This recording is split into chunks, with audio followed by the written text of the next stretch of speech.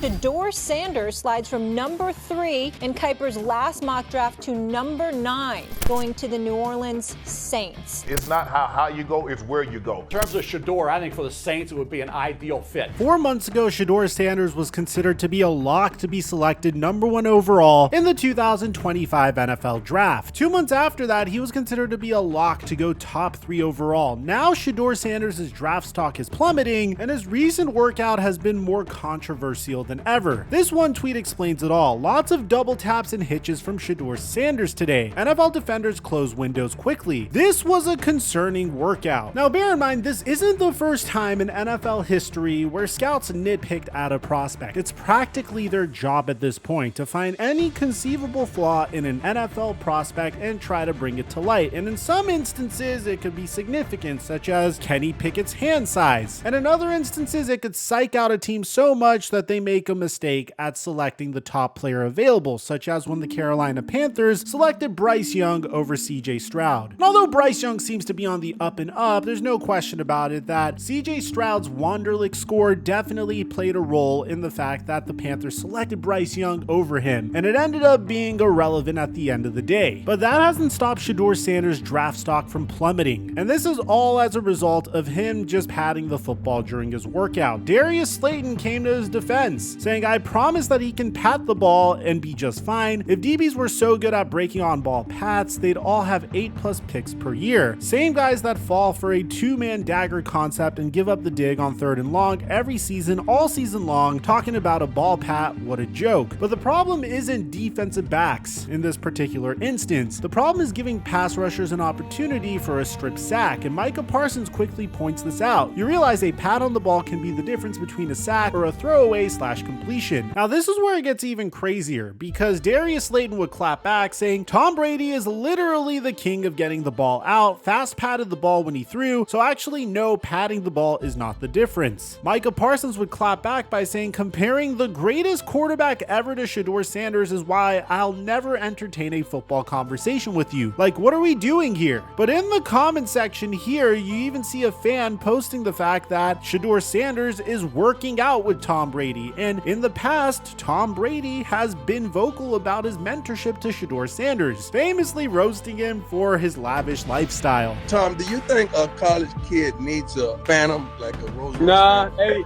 no, it's not a Phantom. It's a Rolls Royce Cousin. I think he needs to get his ass in the film room and spend as much time in there as possible. Thank you, less Tom. time in the car and more time in the film room. Then a fan posted this montage of multiple high-level quarterbacks in the NFL patting the football right before they decided to throw the football. It's something that every quarterback seems to do, but most of these clips are in training camp or in preseason, so I'm not necessarily sure how relevant it is. Another pass rusher confirmed what Micah Parsons said, saying that Shedeur Sanders' habit of patting the football provides more time for one, the defender on the line to get a strip sack, and if you're bringing it down to just coil the ball a little bit, that's more time for us to really get after it. It certainly does add time for him to get the football out, which could provide a window of opportunity in the NFL for these elite pass rushers to get after Shedeur Sanders, but patting the football might be the least of Shedeur Sanders' problems. In our last video on Shedeur Sanders, we discussed how Shedeur was likely to go to the New York Giants. After all, the only individual they had on the roster was Jameis Winston, and we had this to say about it. This is your man. Yes. Look at the screen. That's mine. I'm gonna stick beside him. And that's what you're going to settle for. I'm gonna stick beside him. And right as I provided the perfect rationale for the New York Giants to go out and draft Shedeur Sanders, they decided to sign Russell Wilson to a 1-year contract. Now, this doesn't take them out of the running for Shedeur Sanders, but when you go out and sign Jameis Winston and you sign Russell Wilson to a 1-year proven contract, you would imagine that the New York Giants would be interested in trying to fix other aspects of their team before they address the most important position. Russell Wilson could potentially be the New York Giants quarterback for the next 2 to 3 years. And considering how much QB turnover this team has had recently, it wouldn't shock me if they wanted to stay with Russell Wilson for 2 to 3 years, especially when you consider that quarterback is no longer the biggest position of need for the New York Giants, and it doesn't make a lot of sense for Shedeur Sanders to be just sitting behind Russell Wilson and Jameis Winston when they have other pressing needs on the roster, especially when there's potential of drafting a once-in-a-generation type player on their roster that fills a position of need. Look, pre-Russell Wilson signing, I would say Shedeur Sanders was a shoe-in to be selected number 3 overall by the Giants, but post-Russell Wilson signing, I feel like this is something that the Giants could kick down even further, because if Russell Wilson outplays the contract that he's on, then the New York Giants do have an avenue to potentially become a wild card team in the NFL this year, which is very significant considering the division that they're in. All they need to do to ensure that this happens is to have a good draft. So far, the Giants had an incredible free agency, signing a 36-year-old Russell Wilson to a 1-year, $21 million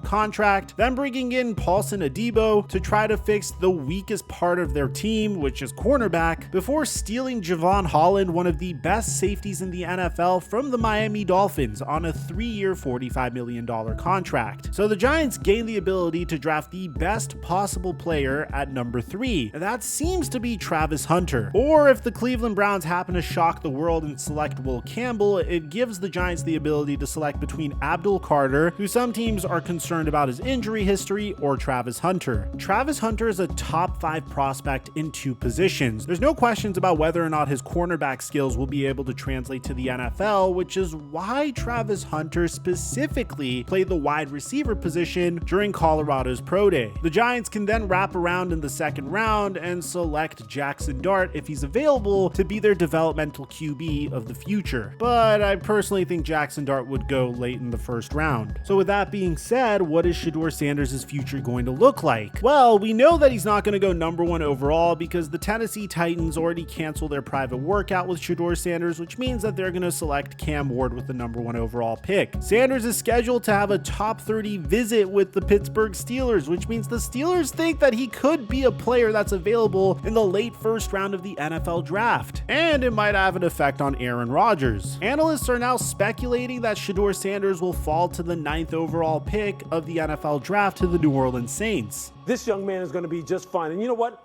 I hope he doesn't go in the top 3 picks. And I think his camp would tell you the same thing. There are other teams that they want to go to. But if that doesn't happen, then Shedeur Sanders could experience a huge free fall. So you might be wondering, what about the Cleveland Browns? Because some analysts don't understand why the Browns wouldn't select him number 2 overall. I've talked to my favorite people that I trust the most that have run teams.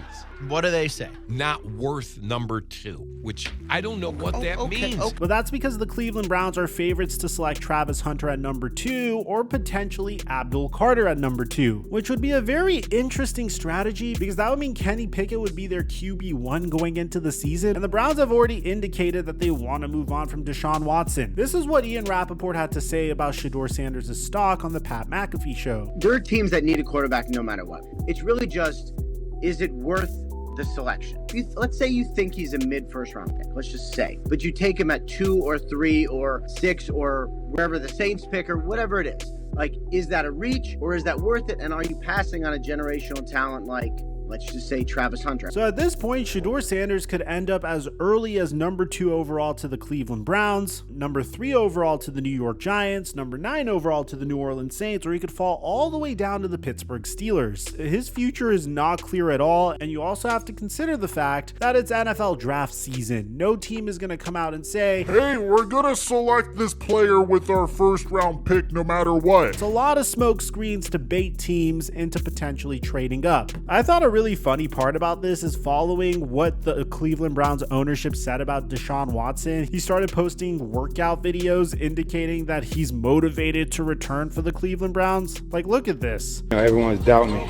Everyone don't believe in me. Everyone don't think that I can get back to where I was. But I know and I believe the work that I put in, what I believe in myself, the peace that I've been, channeling these last couple months. I know I'm going to be way better than before. So let me know in the comment section down below, what do you guys think Shedeur Sanders' future is going to look like? I'd like to hear what you have to say. Aside from that, I don't know if you heard, but Tyreek Hill is getting traded soon. And it seems to be something that he knows really, really well. We have a completely separate video on that, and I'm going to leave it in the end screen to meet you guys there. I'm your boy Mike, and I'm dropping our mic until our next upload.